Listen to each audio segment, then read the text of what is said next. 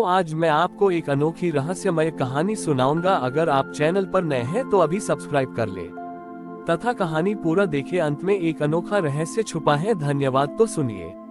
प्राचीन काल में गंधमादन पर्वत की तलहटी में एक अत्यंत पवित्र सरोवर था, जिसे संकल्प कुंड कहते थे।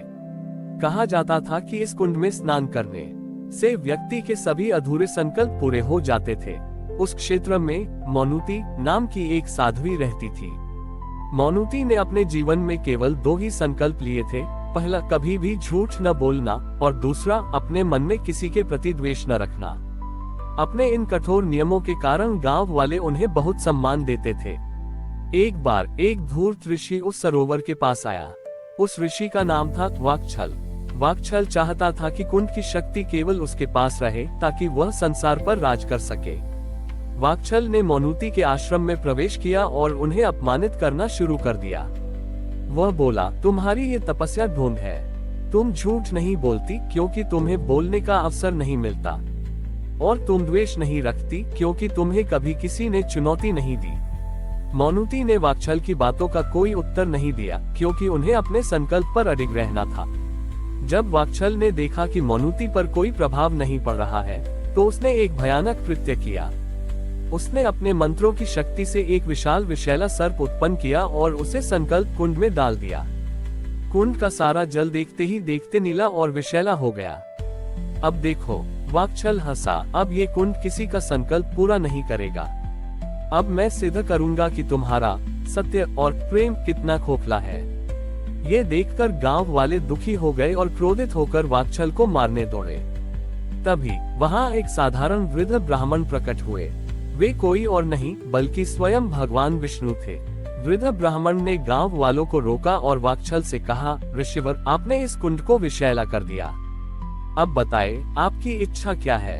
उद्धरण चिन्ह। वाकछल ने गर्व से कहा, मेरी इच्छा यह है कि इस कुंड की शक्ति केवल मुझ में समा जाए और मैं अमर हो जाऊं। वृद्ध ब्राह्मण विष्णु जी ने मौनुती की ओर देखा और बोले, साध्वी, क्या तुम इस ऋषि की इच्छा पूरी होने देना चाहती हो? उद्धरण चिन्ह। मौनुती ने पहली बार अपना मौन तोड़ा। उन्होंने धीरे से कहा, हे भगवान, मैं जानती हूँ कि इस विषैले जल को पीकर वाकछल अमर नहीं होगा, बल्कि उसे उसकी अधर्मिता का फल मिलेगा। लेकिन मैंने अपने जीवन में किसी के प्रति द्वेष न रखने का संकल्प लिया है। इसलिए मेरी इच्छा है कि वाकछल को उसके पाप का दंड मिले, पर उसे सत्य का बोध भी हो। मौनुती के ये शब्द सुनते ही एक चमत्कार हुआ। उनके मुख से निकली सत्यनिष्ठा की ऊर्जा ने कुंड के विष को सोख लिया, और उनके हृदय के द्वेषहीन प्रेम ने जल को फिर से अमृत बना दिया। वृद्ध ब्राह्मण विष्णु जी ने वाकछल से कहा, वाकछल, तुम अपनी इच्छा पूरी कर लो। ये लो, इस जल को पी लो। जब वाकछल ने जल पिया तो वह तुरंत अमर नहीं हुआ। इसके बजाय उसे क्षण भर के लिए अपनी पिछली सारी बुराइयां, किए गए पाप और मौनुती की निस्वार्थता स्पष्ट रूप से दिखाई दी। ये सत्य का बोध उसके लिए किसी भी दंड से अधिक भयानक था। वह अपनी आत्मग्लानि से व्याकुल होकर जमीन पर गिर पड़ा। भगवान विष्णु ने मौनुती को आशीर्वाद दिया, वत्स मौनुती, तुमने सिद्ध किया कि सत्य वचन का और द्वेषहीनता मन का की किसी भी कुंड से अधिक शक्तिशाली होते हैं। तुमने अपने द्वेष न रखने के संकल्प से उसे क्षमा न करते हुए भी उसे सबसे बड़ा ज्ञान दिया। ये संकल्प कुंड अब सदा तुम्हारे सत्यनिष्ठ संकल्प के नाम से जाना जाएगा। वाकछल अपनी आत्मग्लानि से व्याकुल होकर जमीन पर पड़ा था। मौनुती और गांव वालों के लिए ये दृश्य देखना कष्टप्रद था। उन्हें वाकछल के प्रति दया तो आई, पर साथ ही यह भी लगा कि न्याय होना आवश्यक है। वृद्ध ब्राह्मण रूपी भगवान विष्णु ने वाकछल को उठाया। वाकछल ने आंखों में आंसू लिए कहा, हे दयानिधे, मुझे दंड दीजिए। मेरा अहंकार, मेरी ईर्ष्या मुझे नष्ट कर रही है। मैं अब इस पाप के बोझ को सहन नहीं कर सकता।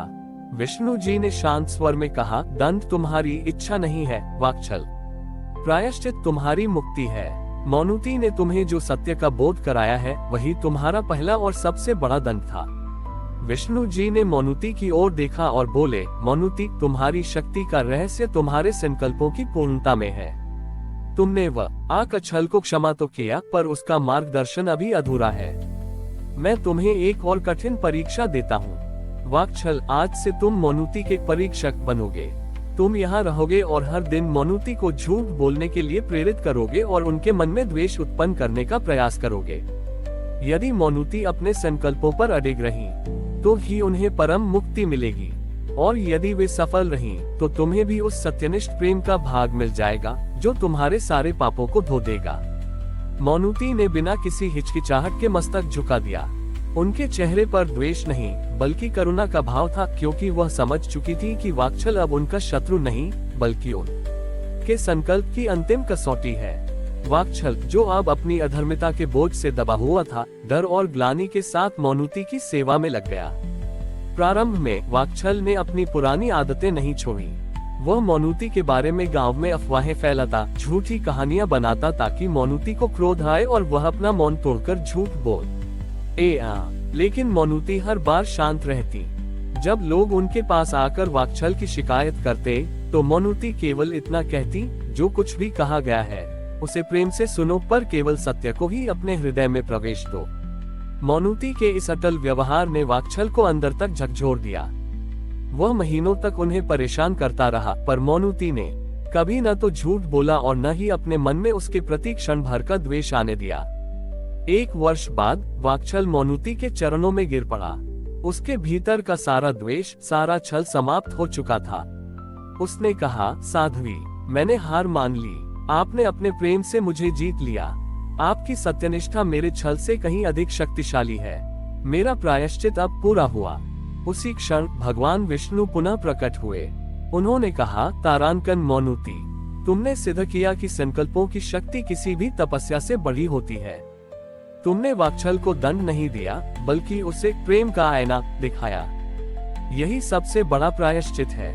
भगवान विष्णु ने वाक्छल को स्पर्श किया। वाक्छल को न केवल उसके पापों से मुक्ति मिली बल्कि उसे मोनुती के संकल्पों का दिव्य फल भी मिला। वाक्छल अब एक महान सत्यनिष्ठ सेवक बन गया, जिसने अपना शेष जीवन मोनुती के संकल्प कुंड की सेवा में लगा दिया ताकि कोई और यात्री उसके जैसी भूल न करे। इस प्रकार मोनुती की कथा हमें सिखाती है कि हमारे संकल्पों की अधिकता ही हमें मुक्ति दिलाती है, और द्वेष का त्याग ही सबसे कठिन और सबसे बड़ा परोपकार है, जिससे शत्रु का भी उद्धार हो जाता है। हमारी और भी आध्यात्मिक एवं अनोखी कहानियां देखने के लिए हमारे चैनल पर जाएं तथा धार्मिक एवं पौराणिक अनोखी कहानियां हमारे चैनल पर है। कृपया जाके देखें तथा हमारे चैनल को सब्सक्राइब करके रखें और वीडियो लाइक जरूर करें। धन्यवाद।